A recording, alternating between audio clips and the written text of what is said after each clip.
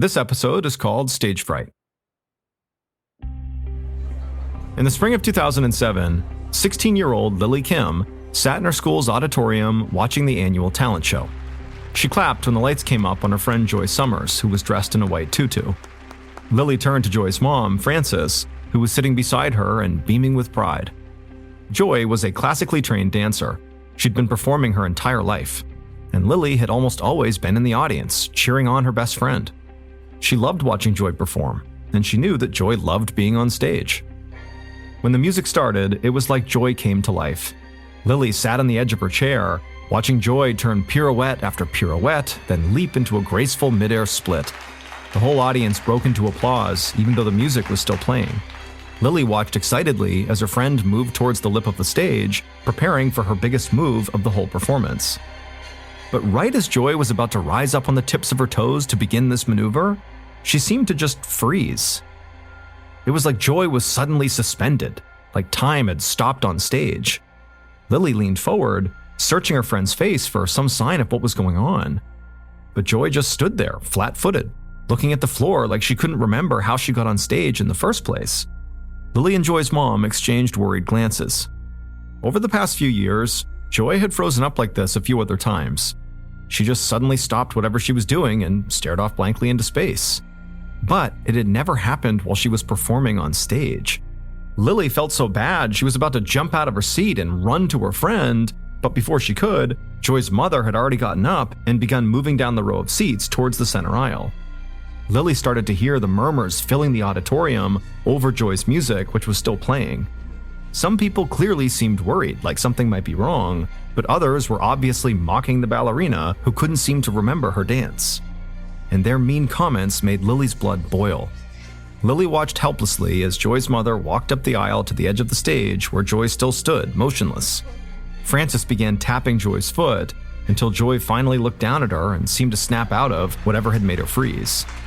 When she did, a mixture of applause and laughter filled the auditorium as Frances pointed her daughter toward the side curtains, and Joy quickly hurried off stage. A few days later, Lily sat next to Joy in history class, taking notes as their teacher peppered the students with questions. Lily was a bit nervous. Normally, she and Joy studied history together, and Lily could rely on her friend to figure out the more challenging parts of the lesson. But after what had happened at the talent show, Joy had not been in the mood to get together. And now it seemed like Joy wasn't paying any attention at all. Normally, she would closely follow along and raise her hand to answer questions. But now, she was just sitting there, staring blankly, like she was totally zoned out. And then when the teacher actually called on Joy to read a passage from the textbook, Joy just sat there saying nothing. Lily could see her friend was having another freezing spell, and so quickly she reached over and tapped Joy on the shoulder, trying to shake her out of it the same way Joy's mom had done at the talent show. And after a few seconds, it worked. Joy shook her head like she was just getting startled out of her sleep and couldn't remember where she was. Lily quietly showed Joy the spot in the textbook where they were. Joy nodded and began reading out loud. Except Joy's speech was slow, and she stumbled over easy words and stuttered. But Joy was an honors student, and she had never had trouble reading aloud before. Lily gave Joy a sidelong glance. Something was clearly wrong here. But when Joy didn't seem to react to Lily's stare, Lily just looked up at the teacher as if to say, "Please, call on somebody else." Finally, after what felt like an eternity, the teacher asked Joy if maybe she wanted to stop and step out of the room for a minute and get some air. Joy nodded, and as she got up, the teacher called on Lily to start reading. Lily picked up where Joy had left off, and as she did, out of the corner of her eye, she watched her dazed-looking friend leave the classroom. Joy didn't return for the last 15 minutes of class. So when class ended, Lily packed up Joy's belongings and went to go find her. Lily left the classroom and walked down the locker-lined hallway, but didn't see Joy anywhere. But then, up ahead, she saw two girls exiting the bathroom, snickering at something they had just seen. Lily picked up her pace and at the same time felt a sinking feeling in her stomach. She knew these girls could be laughing about Joy. Lily opened up the bathroom door, and sure enough, there was Joy. She was standing at the paper towel dispenser with a massive wad of paper towels bunched in her hand, and more paper littered the floor all around her feet. Joy had been methodically ripping paper towel after paper towel out of the dispenser and just throwing them on the ground like she had no idea what she was doing. But what really scared Lily was actually Joy's expression as she did this. She was completely blank-faced. She was just staring at the wall and pulling out paper towels over and over again, seemingly unaware that anybody else was in the bathroom. Lily didn't know what to do. It was like her friend was possessed or something. She walked over and tapped Joy on the shoulder like she'd done in class, but this time, Joy didn't seem to even notice. It was chilling. Whatever was going on with Joy, Lily knew it was more than just zoning out. A couple seconds later, Joy did snap out of it, and as soon as she did, she couldn't remember any of it. It was like her memory had gone completely blank. A few weeks later, near the end of the school year, Joy's mother, Frances, was upstairs changing into her running clothes when she heard the front door open. Joy was home from school. Frances called out hello, but in return, she heard a loud, heavy sob. It startled Frances. She ran downstairs to find Joy in the kitchen, sitting at the table and crying into her hands. Joy began unloading to her mother. School used to be easy and fun for her, but now it was miserable. She'd failed another exam, and she was in danger of flunking some of her classes. Plus, other students were starting to make fun of her for these weird zoning out spells she was having. By the time Joy had ran out of tears and breath, all Frances could do was hug her daughter. She was shocked. She didn't realize that Joy had been zoning out so much at school, or that she was struggling in school. Frances almost felt mad at herself for not seeing how bad things had gotten. And so she decided she would make an appointment with the school and talk to some of Joy's teachers before summer vacation started. She needed a clearer picture of what was going on. The following week, Frances sat at a small conference table at Joy's school. A few of Joy's teachers were sitting there too, along with the school psychologist. Frances recognized a few of the people from parent-teacher conferences, where they had all told her that Joy was a pleasure to have in class. And deep down, Frances hoped they'd just say the same thing now. She wanted them to assure her that Joy was doing fine, that her recent behavior was just normal teenage mood swings. But that didn't happen. Joy's AP biology teacher told Frances that Joy was struggling, academically and socially, and her behavior was alarming to the staff, who knew Joy as a bright, engaging student. She wasn't keeping up with her work and never participated in class anymore. She seemed overwhelmed a lot of the time. It was almost like she was shutting down. The other teachers around the table just nodded their heads solemnly. Joy's history teacher eventually chimed in, saying that Joy was actually struggling just to read out loud, and that it was really alarming to hear an honors student struggle to sound out common two-syllable words. Frances was so shocked by what Joy's teachers were telling her that she struggled to say anything in response. That's when the psychologist suggested that maybe Joy's struggles were not really academic. Maybe they were more psychological, and Joy would benefit from therapy. However, Frances was skeptical. She didn't think that counseling would necessarily fix Joy's problem. Whatever was happening to her daughter appeared to be more of a physical issue than a psychological one. By the time Frances left the meeting at the school, she decided to take Joy to see a doctor who could help figure out what was going on. Several months later, in the fall of 2007, Frances sat beside her daughter in their dining room having dinner. For dessert, they enjoyed some leftover cake from Joy's birthday the week before. It had been a quiet affair. Last year, for her Sweet 16, Joy threw a big party with all her friends. But this year, they had just celebrated with one friend, Lily, who'd been the only friend to stick by Joy since her freezing episodes had started last spring. After Frances had had that meeting with Joy's teachers, she had taken her daughter to see a doctor. Specifically, she had taken her to a psychoneurologist, which is a doctor who specializes in the relationship between the physical state of the brain and how it affects human behavior. And that doctor, to start with, had given Joy a standard test to measure intellectual ability. And the results were surprising. Although Joy was having issues with memory and with language while she was in school, the test results showed only minimal impairment in those categories. So the mother and daughter had gone home without any real answers. But the psychoneurologist reassured them that it did not seem like Joy was dealing with anything really dangerous, such as brain cancer. However, over the course of that summer, Joy's behavior had grown even stranger. Her staring spells had gotten longer, and they were happening more frequently, and she developed an even more disruptive behavior. uncontrollable laughter. Joy would just start laughing out loud for no reason, and she would have no idea what triggered it. And then one evening, after Frances came home from a workout class, she found Joy in the kitchen, and she just looked different.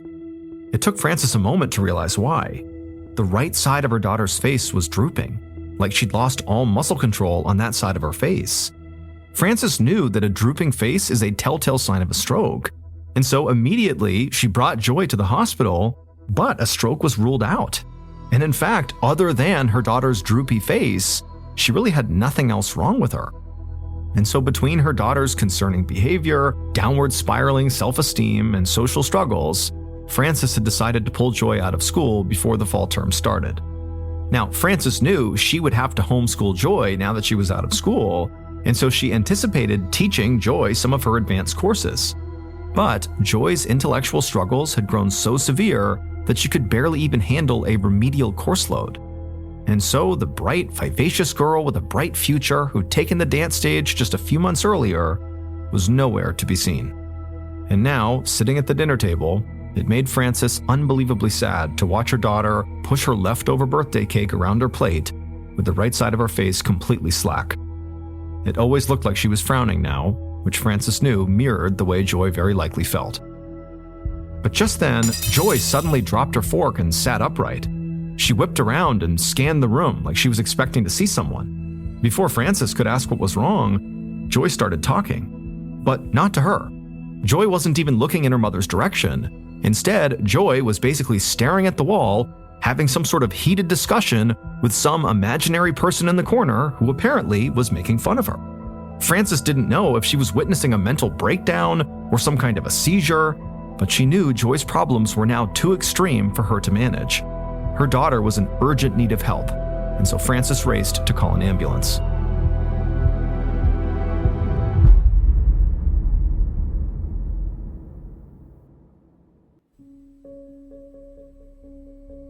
After the ambulance brought Joy to the hospital, the next few weeks passed by in a blur. Upon arriving, Joy was admitted to the hospital for testing to figure out what was causing her delusions. It took a few days, but Joy's doctors finally diagnosed her with schizophrenia, a serious mental health condition that can cause hallucinations, delusions, and disorganized thinking and behavior. From a medical perspective, it actually made sense to Joy's mom. The doctors explained that schizophrenia often manifests around this time in people's lives, as older teenagers or young adults. But still, the diagnosis crushed Frances and caused Joy to burst into tears.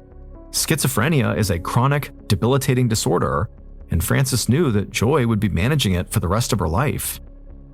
Following Joy's schizophrenia diagnosis, her doctors transferred her to the psych ward and put her on antipsychotic drugs to help reduce her hallucinations. However, although they tried several different medications, none of them worked. Joy still zoned out for minutes at a time and hallucinated faces right there in the hospital room. She still burst out laughing at random moments, and one side of Joy's face was still drooping, which didn't even seem like a problem that would come from schizophrenia. And so the doctors ordered extensive blood work to try to rule out the possibility that maybe her hallucinations were being caused by something else, like an infectious disease, such as Lyme disease. But all of Joy's blood work came back normal. Next, doctors explored the possibility that there was something going on in Joy's brain, in addition to schizophrenia. So a neurologist ordered an electroencephalogram, or EEG for short, which is a test that detects conditions like epilepsy and brain tumors by measuring the electrical activity in the brain. By this point, after several weeks of being in the hospital, Frances really didn't know what to think. Did her daughter have schizophrenia, which was bad enough? Or was it possible Joy had something even worse? Frances was just so anxious about her daughter. But the EEG didn't provide any answers either. When the doctor came back with the results, they were completely normal.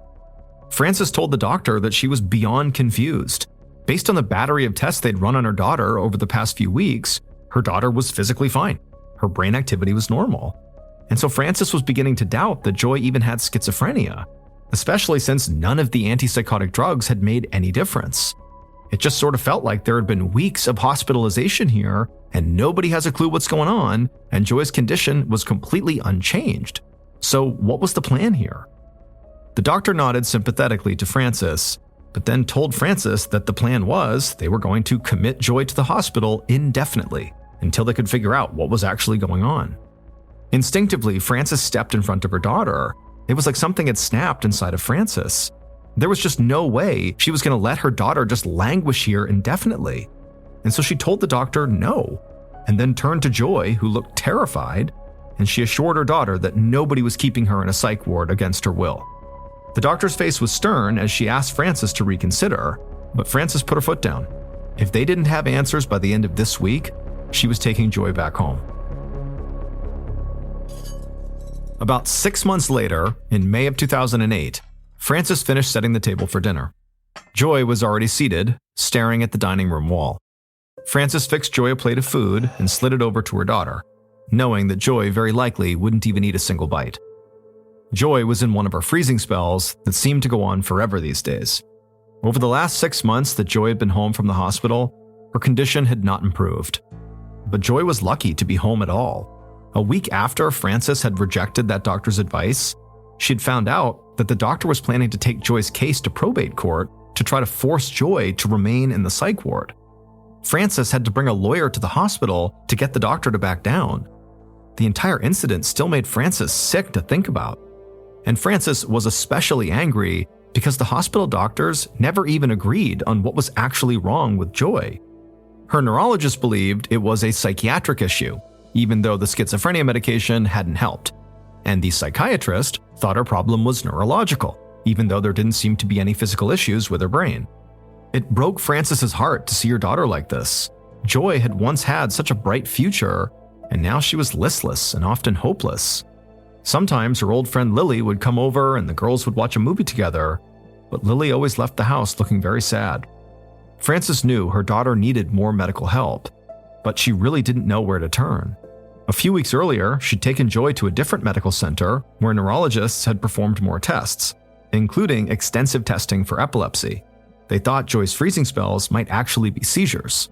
But Joy didn't have any freezing spells while they were at the medical center, so the doctors weren't able to monitor and diagnose them. They did take images of her brain with an MRI machine, but it came back normal. It had been another disappointing trip. And so now, Frances felt like they were back to the drawing board. She took a bite of dinner and watched her daughter, who seemed off in her own world. Frances was desperate to understand what was going on with Joy, but an answer seemed further off than ever. More than a year later, in August of 2009, Dr. Kian Farsi sat in his examination room across from Frances and also Joy, who was now 19 years old. Dr. Farsi was a neurologist at a hospital in New York City, and he specialized in tricky diseases that other doctors couldn't figure out.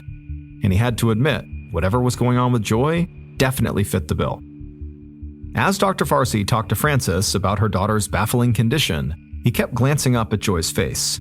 It was drooping on one side, a symptom that had started after her freezing spells had begun. And while the freezing spells had sort of become the thing Joy and her mother most focused on when talking about her symptoms, to Dr. Farsi, the symptom that stood out the most and likely was the most consequential was actually the drooping face. And so Dr. Farsi asked Frances and Joy if anybody else in their family suffered from schizophrenia or another mental illness. And Frances said no, which confirmed Dr. Farsi's suspicion. He told Frances and Joy that Joy's quick deterioration was uncommon for patients with schizophrenia. Also, facial drooping is uncommon in schizophrenics. To him, facial drooping was evidence that Joy's problems were physical, not a sign of mental illness. Frances frowned and shook her head. She told Dr. Farsi that Joy had already been given an MRI and an EEG, and neither showed that there was anything wrong with her brain physically. The doctor knew this, but told Frances he had a theory. He thought that Joy may have suffered neurological damage that causes a particular kind of inflammation in her brain. EEGs and MRIs would not necessarily pick up on this kind of inflammation, and so he wanted to run some tests on a bit of Joy's brain tissue. To do this, he would need to perform a surgical procedure known as a biopsy to collect a tissue sample from Joy's brain. Frances winced at the idea of somebody removing a bit of her daughter's brain, and she told the doctor that she was very reluctant to subject her daughter to more procedures. But if he really thought this biopsy could lead to answers, she was willing to trust him. A few weeks later, the results of Joy's brain biopsy came back, and finally, Frances and her daughter had some answers. Dr. Farsi was relieved to see that his hunch had been right, though the diagnosis was still frightening. The lab had tested Joy's brain tissue for numerous rare autoimmune diseases, and the results had come back positive for one that was extremely rare, even by Dr. Farsi's standards. Joy had an extremely rare autoimmune disease called GAD autoantibody syndrome, a condition where antibodies that usually protect the brain begin attacking it instead. Specifically, antibodies in Joy's brain were attacking a crucial brain chemical that allows brain cells to talk to each other. As a result, Joy's brain didn't have enough of this chemical, called GAD enzymes, and her thoughts were becoming less and less organized. This is why Joy experienced seizures, hallucinations, and cognitive decline. While other doctors assumed these were the symptoms of schizophrenia, Dr. Farsi had seen the whole picture and realized that the deeper problem was the chemistry inside of Joy's brain. It was a remarkably observant diagnosis. Joy's previous doctors probably did not think to even test her for GAD autoantibody syndrome because Joy was a very special case. She was the first documented patient to have the disease present as a mental illness. Dr. Farsi told Frances that he wondered if there were more patients like Joy out there who were diagnosed with conditions such as schizophrenia, but were actually suffering from GAD autoantibody syndrome. But for the moment, Joy was the first. After Dr. Farsi cracked Joy's case, he found at least 5 other cases that were similar to hers. The medical community still doesn't know what causes GAD autoantibody syndrome, but Joy's biopsy revealed that her brain had been under attack for years. Many of the nerve cells in her brain had been damaged. Unfortunately, the damage to those nerve cells was irreversible. However, Dr. Farsi was able to put Joy on medicine to bring down the inflammation in her brain. He also had her undergo a procedure in which he replaced her plasma with saline to clear her blood of harmful antibodies. And after these measures were in place, Joy did begin to improve. She became more communicative and experienced fewer hallucinations. While she'll never regain the cognitive function she lost, Dr. Farsi's treatment plan has kept her from further decline and saved her from what he called a death sentence while still alive. For several years following Dr. Farsi's treatment, we know that Joy lived with her mother and worked on regaining a sense of normalcy. However, we don't know if she ever finished high school or was able to ever live independently.